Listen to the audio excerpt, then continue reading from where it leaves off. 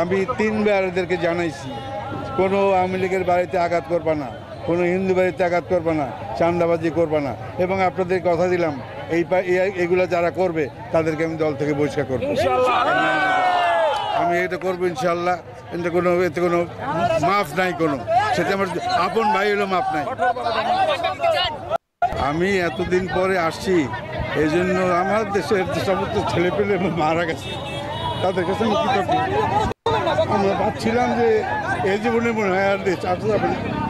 6 বছর পরে আমি আসছি, এবং আমাদের যেসব শহীদরা, এইসব ছেলেরা জীবন দিয়ে এই দেশটা স্বাধীন করছে নতুন করে, আমি আমার বিনম্র চিত্তে আমি তাদের কাছে কৃতজ্ঞ।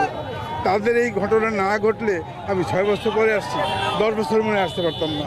কাজে অনুভূতি প্রকাশ করার কোনো ভাষা আমার জানা নেই।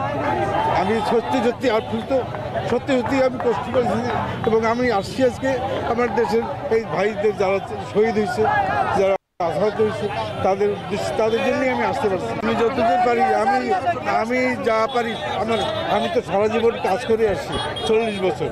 আমার পক্ষে যা করার দরকার আমি করব। দায়িত্ব তো আল্লাহ নেবে, আমরা সহযোগিতা করব ইনশাআল্লাহ। এখন এখানে আমার এলাকায় যে কজন মারা গেছে তাদের বাড়িতে নিশ্চয়ই যাব, এবং তাদেরকে কিছু আর্থিক সাহায্য সহযোগিতা করার চেষ্টা করবো। সহযোগিতা আল্লাহ করে ভাই, আমার দেওয়ার কোনো ক্ষমতা নেই।